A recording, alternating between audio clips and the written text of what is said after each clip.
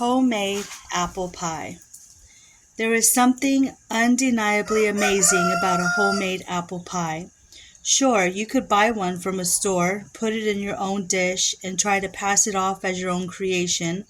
Or you could buy a can of pie filling and pour it in a pre-made crust and call it done. I've done both of those things, but take it from somebody who knows. People can recognize a homemade pie a mile away. It's obvious when someone has rolled the dough, sliced the apples, and sprinkled the cinnamon with hits of every with his or her very own hands.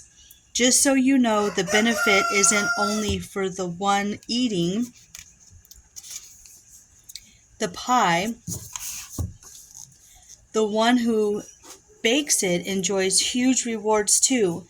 There are elements of pride and pleasure for the one who puts forth the effort and chooses to do the baking.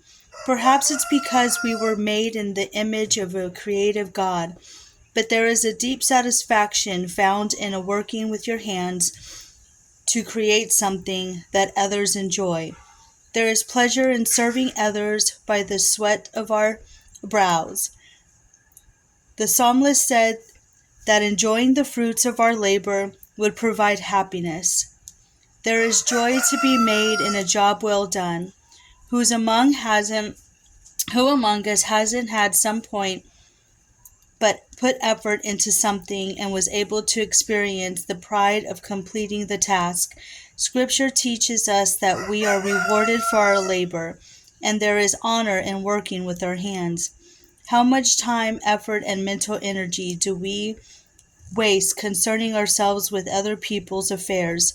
If we find ourselves with a tendency to meddle or gossip, perhaps we have too much time on our hands. Let's grab some Granny Smith apples and make a homemade pie. Have an attitude of gratitude.